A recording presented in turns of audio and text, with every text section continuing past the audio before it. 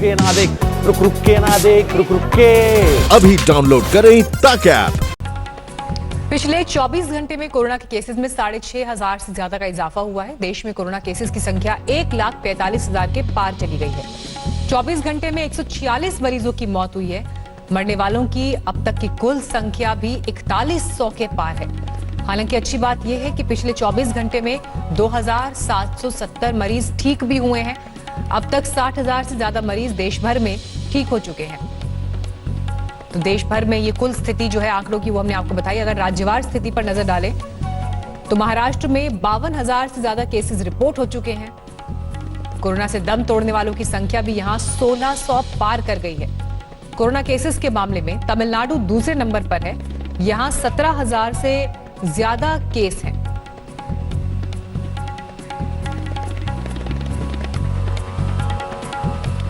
और आज बड़ी खबर आपको हम बताएं गाजियाबाद बॉर्डर से है, क्योंकि दिल्ली में नौकरी करने वाले गाजियाबाद के लोगों के लिए आज से फिर परेशानी शुरू हो गई।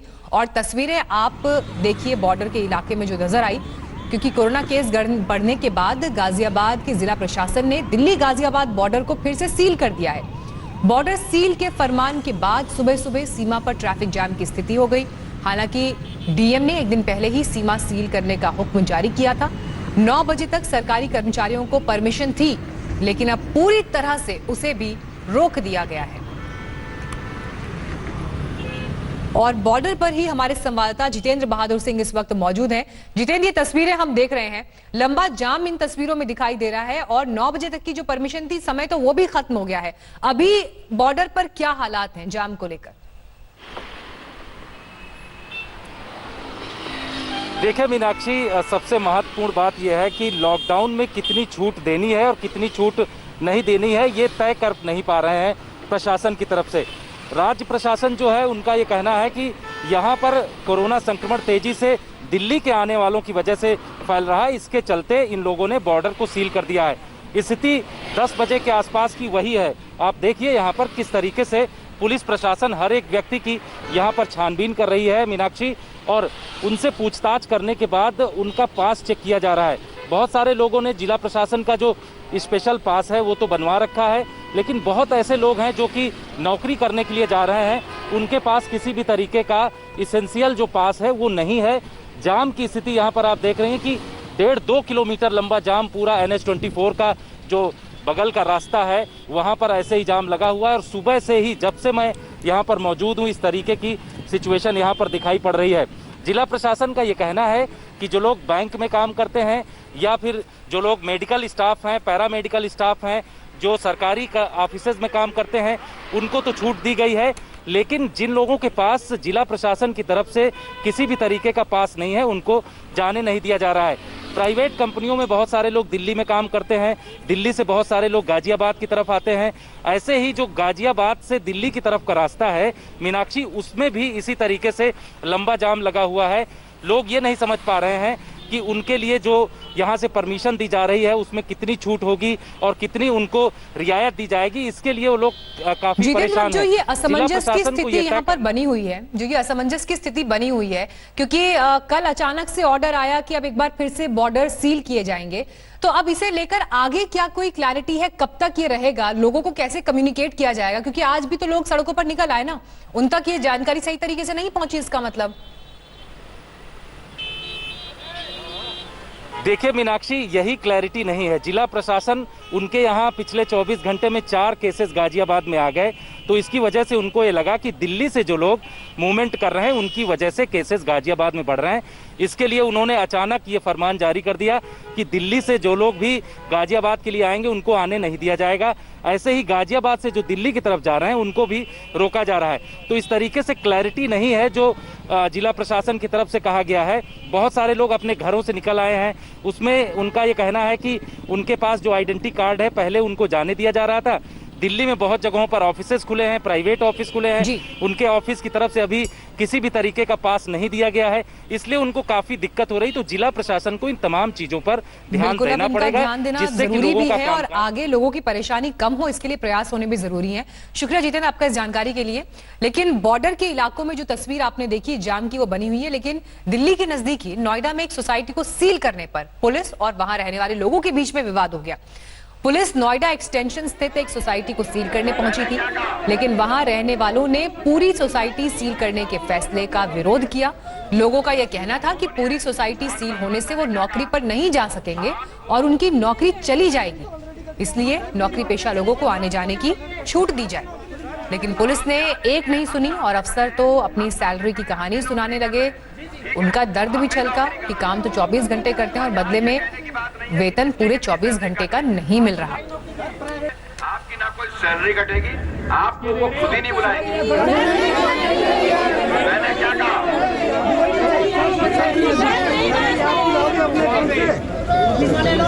सुनिए, वन बाय वन मैंने क्या कहा? आपको सैलरी तो ऑलरेडी कट गया है।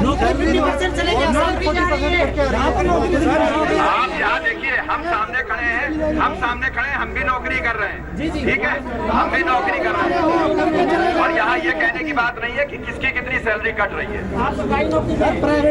मैंने क्या कहा ना, हम सरकारी नौकरी में हैं, 24 घंटे में है, हमें तनख्वाह कितनी मिलती है? 12 घंटे की मिलती है, ठीक है।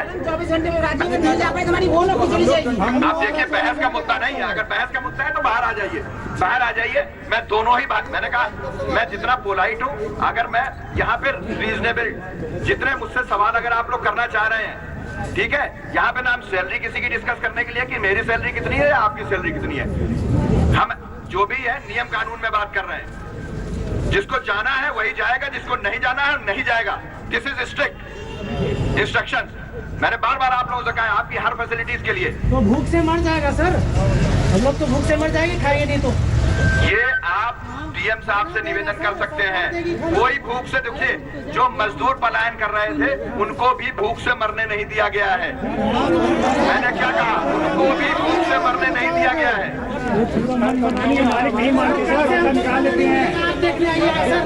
मैं क्या कह रहा हूँ? अगर ऐसे सुनिए, हम नौकरी पे नहीं जाएंगे। मैंने क्या कहा है? खाना मिलेगा क्या सर? देगी सरकार खाना? ये गारंटी आप ऐसा है, आप लोग एक मेमोरेंडम बनाइए, उस मेमोरेंडम को सबमिट कर दीजिए। मैंने कहा ठीक है, दैट्स इट। इस वक्त हम लोग ग्रेटर नोएडा वेस्ट के सुपरटेक इको विलेज 1 के बाहर हैं। कल रात को इस सोसाइटी को सील कर दिया गया है क्योंकि 3 कोरोना वायरस पॉजिटिव केसेस यहाँ पर मिले थे। इस सोसाइटी में 10,000 लोग रहते हैं। 3 केसेस मिलने से 10,000 लोगों को अपने अपने घरों में बंद करने का लोग विरोध कर रहे हैं। और जब से लॉकडाउन लगा है उसके बाद पहली बार नोएडा के अपार्टमेंट में रहने वाले लोगों ने इसका विरोध किया है। कल रात को जब पुलिस इसे सील करने आई थी तो यहाँ के लोगों ने जमकर इसका विरोध किया कि एक टावर सील करें या 200 फुट का इलाका सील करें, पूरी की पूरी सोसाइटी सील करने का मतलब नहीं है, क्योंकि हर सोसाइटी का साइज अलग है, हर सोसाइटी में टावर की संख्या अलग है, लोगों की संख्या अलग अलग है। ये सबसे बड़ी सोसाइटी है ग्रेटर नोएडा वेस्ट की, 10,000 लोग रहते हैं यहाँ पर। और आप देख सकते हैं सिर्फ एसेंशियल सर्विसेज के अंदर जो लोग आते हैं उन्हीं को जाने दिया जा रहा है, जिसमें कि पुलिस के लोग हैं, मीडिया कर्मी हैं और जो मेडिकल फील्ड का स्टाफ है सिर्फ उसे ही जाने दिया जा रहा है। अभी भी लोगों की बहस पुलिस के साथ चल रही है कि उन्हें जाने दिया जाए। बैंक कर्मी हैं और तमाम वो लोग हैं जिनके ऑफिसेज अभी अभी खुले थे, उनको भी अब वापस 21 दिन के लिए घरों के अंदर रहने के लिए कहा गया है, क्योंकि 3 केसेस यहाँ पर मिले हैं।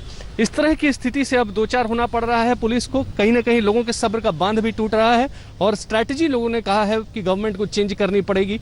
पूरी की पूरी सोसाइटी सील करने के बजाय सर्टेन टावर्स, सर्टेन इलाके को सील करेंगे, तभी लोगों की नौकरियां बचेंगी। सबसे ज़्यादा जो लोग इस बात से खफा हैं कि जब लॉकडाउन 4.0 में रियायतें मिलनी शुरू हुई, जब उनके ऑफिसेज खुलने शुरू हुए, तो फिर से उन्हें 21 दिन के लिए बंद कर दिया जा रहा है, जो कि विचारणीय है, जिस पे गवर्नमेंट को, एडमिनिस्ट्रेशन को एक स्ट्रैटेजी बना करके लोगों तक पहुंचाना पड़ेगा। अभिषेक आनंद, ग्रेटर नोएडा, आज तक। तो एक ही तरह की परिस्थिति के लिए अलग अलग नियम कैसे हैं, इस बात को लेकर लोगों के मन में सबसे ज्यादा चिंता इस वक्त दिखाई देती है। लेकिन अब आपको हम तस्वीरें दिखाते हैं दिल्ली बीजेपी अध्यक्ष मनोज तिवारी की, क्योंकि लॉकडाउन में क्रिकेट के पिच पर वो क्या उतरे, इसके बाद सियासी बाउंसर्स शुरू हो गए हैं। तस्वीरें भी ये देखिए, सोनीपत में क्रिकेट समारोह में पहुंचे थे मनोज तिवारी, सोशल डिस्टेंसिंग भूल गए।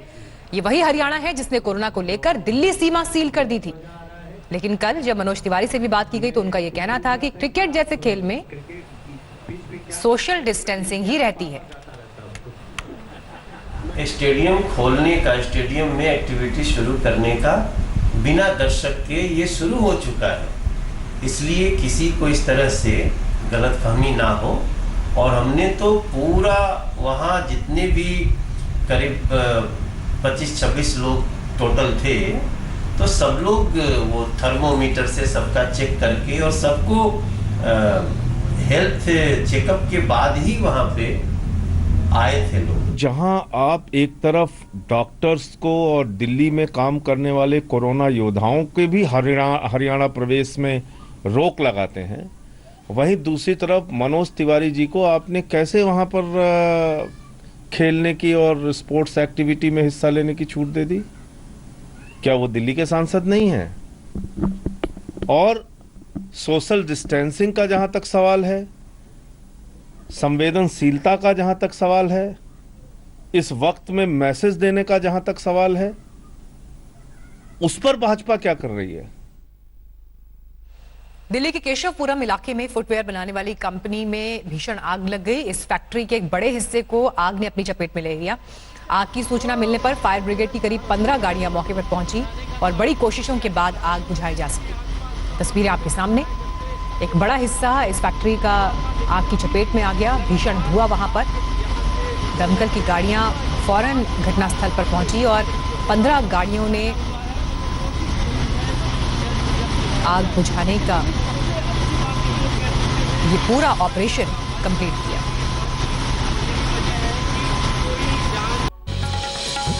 देश के कम से कम 19 राज्य इस वक्त तेज गर्मी और लू का कहर झेल रहे हैं। अगले 4 दिन तक लू का प्रकोप जारी रहेगा। कोई पश्चिमी विक्षोभ एक्टिव नहीं होने की वजह से कहीं पर यह गर्मी पड़ रही है। कई शहरों में पारा 45 डिग्री के पार है। कल चूरू में सबसे ज्यादा पारा रहा। यहां पर 47.5 डिग्री तापमान दर्ज किया गया। फिलहाल शनिवार और रविवार को कुछ राहत रहेगी, लेकिन इसके बाद एक बार फिर तेज गर्मी परेशान करेगी। इस वक्त पूरे उत्तर भारत में भीषण गर्मी पड़ रही है। मौसम विभाग ने कई शहरों के लिए रेड अलर्ट जारी कर रखा है, जबकि कुछ शहरों के लिए ऑरेंज अलर्ट भी जारी किया गया है।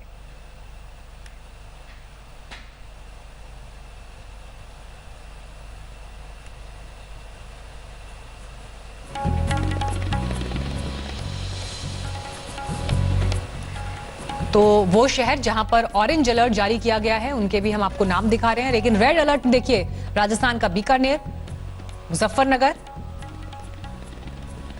गाजियाबाद, हमीरपुर। मध्य प्रदेश के आसमान से जैसे आग बरस रही हो। मध्य प्रदेश के खजुराहो में अधिकतम तापमान 46.6 डिग्री तक पहुंच गया है, तो वहीं मध्य प्रदेश के ज्यादातर हिस्से फिलहाल लू की चपेट में हैं। हम मध्य प्रदेश की राजधानी भोपाल में इस वक्त मौजूद है। आज एक वर्किंग डे है, लेकिन आप सड़क पे देख सकते हैं सन्नाटा है। बहुत कम लोग फिलहाल भोपाल की सड़कों पे आपको दिख जाएंगे। जिनकी मजबूरी है, काम पे निकलना बेहद ज्यादा जरूरी है, वही लोग फिलहाल सड़कों पे दिखेंगे। उनकी तादाद भी बेहद कम है। मौसम विभाग के मुताबिक जिस तरीके से गर्म हवाएं मध्य प्रदेश में आ रही हैं, अगले कुछ दिनों तक मध्य प्रदेश में मौसम ऐसे ही शुष्क बना रहेगा। और मौसम विभाग ने ही स्पष्ट किया है कि अगले कुछ दिनों तक भयानक लू जो है वो कई जिलों में मध्य प्रदेश में लोगों को परेशान करती रहेगी। नमस्कार, मैं हूं अंजना ओम कश्यप। हमें उम्मीद है ये वीडियो आपको पसंद आया होगा। लेटेस्ट खबरों के लिए यूं ही देखते रहिए आज तक, और इस वीडियो के पसंद आने पर लाइक, शेयर एंड सब्सक्राइब करना ना भूलें।